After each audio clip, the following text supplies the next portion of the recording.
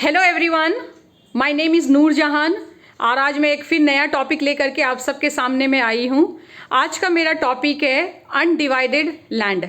मान लीजिए कि आप एक इंडिविजुअल है और आप एक ज़मीन खरीदने जा रहे हैं, या फिर आप मान लीजिए कि आप एक वर्किंग प्रोफेशनल है, आप एक लैंड एक्विजिशन प्रोफेशनल है और आपको एक बड़ी सी लैंड पार्सल आपको खरीदनी है अपने प्रोजेक्ट के लिए, अपने इंडस्ट्रियल पर्पस के लिए, अपने किसी कमर्शियल पर्पस के लिए। आपको बिग पार्सल ऑफ लैंड, आपको लैंड एक्विजिशन करना है, वेदर इट्स अ परचेज और वेदर इट्स अ लीज, मतलब आपको लैंड एक्विजिशन करना है।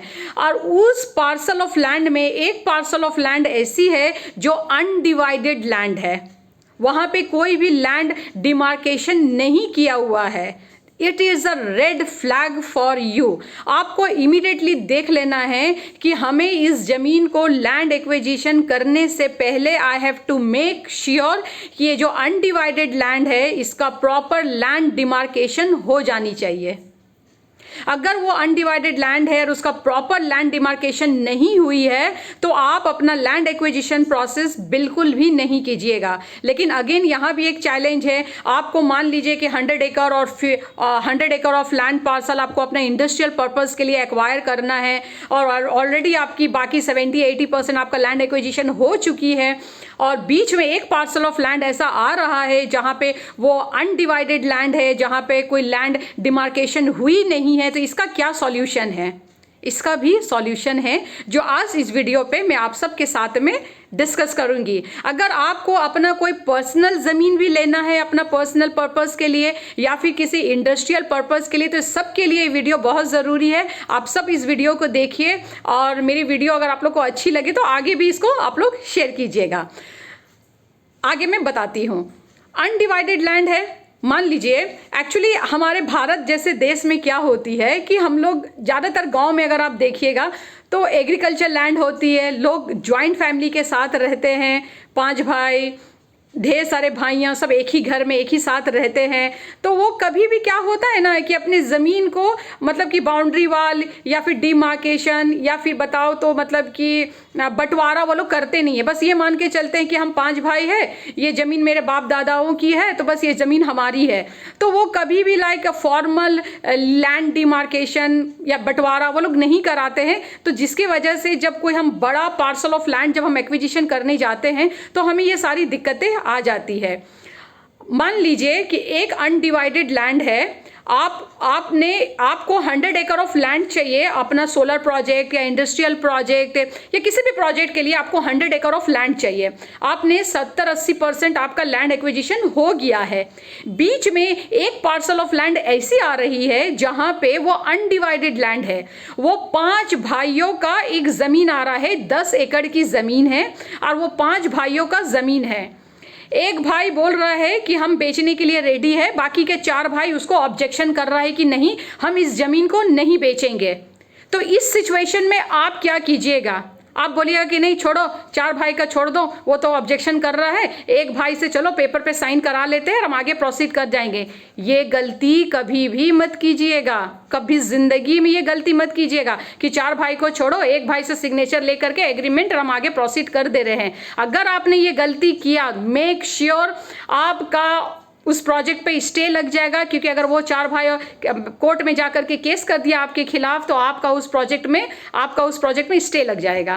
तो it is very much important, अगर कोई अनडिवाइडेड लैंड है जिसमें लैंड डिमार्केशन नहीं हुई है तो इट्स योर कंपनी रिस्पॉन्सिबिलिटी। आप मतलब आपको लैंड चाहिए, आपको लैंड एक्विजिशन करना है, तो आप क्या कीजिएगा वहाँ पे, वो जो 5 भाई है, 5 ब्रदर्स जो है, 5 भाई है, उनको प्लस वहाँ की जो ग्राम सभा है, ग्राम सभा, 5 भाई प्लस एक ग्राम सभा के जो लोग हैं, ये सारे लोग मिलके वहाँ के जो एसडीएम ऑफिस है, सब डिविजनल मैजिस्ट्रेट ऑफिस, वहाँ पे जो एसडीओ है, एसडीओ को एक एप्लीकेशन फाइल करके देंगे कि हमें हमारा लैंड अभी अनडिवाइडेड है तो इसको थोड़ा सा डिवाइड कर दीजिए। वो एक एप्लीकेशन फाइल करके देंगे। 5 भाई अकेले नहीं जाएंगे, इस चीज़ को याद रखिए। 5 भाई अलोंग विथ 1 ग्राम सभा पर्सन, एवरीबडी, सारे लोग जाएंगे एसडीओ के ऑफिस में और वहाँ पे एक एप्लीकेशन फाइल करेंगे।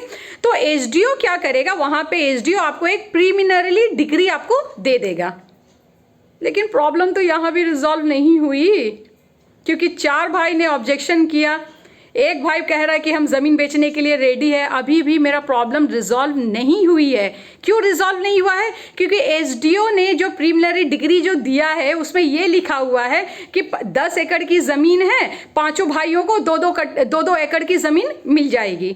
5 भाई है, 10 एकड़ की ज़मीन है, 2-2 एकड़ 5 भाई को इक्वली डिवाइड कर दिया है। लेकिन अभी भी मेरा प्रॉब्लम रिजॉल्व नहीं हुआ है कि कौन सा ज़मीन किस भाई का है। लैंड डिमार्केशन अभी तक नहीं हुआ है। अब अपना प्रॉब्लम को हम कैसे रिजॉल्व करें? अगेन सेम, वो जो एसडीओ है वही आपकी हेल्प करेंगे। SDO what he will do, SDO लेखपाल को कहेंगे कि in the next 1 month you just submit a report. लेखपाल क्या करेगा, नहीं माने हमारा जो एसडीओ है, एसडीओ क्या करेगा, इस मैटर को लेखपाल को दे देंगे और लेखपाल क्या करेंगे, 1 महीने में अपना एक रिपोर्ट बनाएंगे। वो क्या करेंगे कि जा करके वहाँ पे इमीडिएटली बाउंड्री वॉल बनाएंगे।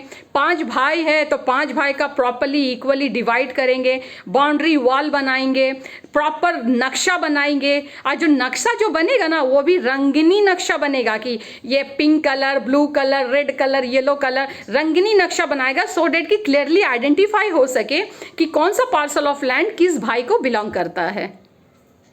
अब लेखपाल जब ये रिपोर्ट को बना लेंगे, इसे हिंदी में खुर्रा रिपोर्ट बोलते हैं। जनरली अगर आप यूपी तरफ जाओगे तो यूपी में इसको खुर्रा रिपोर्ट बोलते हैं। अब लेखपाल ये खुर्रा रिपोर्ट एसडीओ को सबमिट करेगा। Now SDO will going to issue you the final degree which is known as कि हाँ अब हमारा लैंड डिवाइड हो गया है। अब हम आराम से जिस भाई को ऑब्जेक्शन है उसकी ज़मीन को छोड़ देंगे, जिसको ऑब्जेक्शन नहीं है उसकी ज़मीन को लेकर के हम आगे बढ़ेंगे। I hope I have cleared you. तो सिंपल मैं एक बार फिर से रिकॉल करूंगी, इसमें टोटल 4 स्टेप होते हैं। एक पार्सल ऑफ ज़मीन है, 10 एकड़ की ज़मीन है, उसमें 5 भाई है, हाँ, और वो लैंड अभी डिवाइड नहीं किया है, कोई बंटवारा नहीं हुआ है उसमें। तो आपको क्या करना है, सबसे पहले तो वो 5 भाई अलोंग विथ 1 ग्राम सभा पीपल वो जाएंगे एसडीओ के ऑफिस में, वहाँ पे एक फाइल एप्लीकेशन करेंगे। एसडीओ आपको पहले एक प्रीलिमिनरी डिग्री आपको देगा जिससे आपका प्रॉब्लम तो कोई रिजॉल्व होती नहीं है। फिर ये रिपोर्ट, फिर लेखपाल क्या करेगा, 1 महीने के अंदर में एक खुर्रा रिपोर्ट बनाएगा जिसमें वो सारी चीज़ें लिख करके डालेगा कि हाँ बाउंड्री वाल हो गया है, डिवाइड हो गया है, रंगीनी नक्शा बन गई है। एक खुर्रा रिपोर्ट लेखपाल एसडीओ को सबमिट करेगा। तब उसके बाद एसडीओ आपको एक फाइनल डिग्री दे देगी कि हाँ अब प्रॉपर लैंड डिमार्केशन हो गया है। जनरली इस प्रोसेस में आप इतना मान के चलिए कि 6 महीने का वक्त लग जाता है एक प्रॉपर लैंड डिमार्केशन करने के लिए। तो ये रहा मेरा आज का वीडियो। आई होप आप सबको मेरा वीडियो पसंद आया होगा।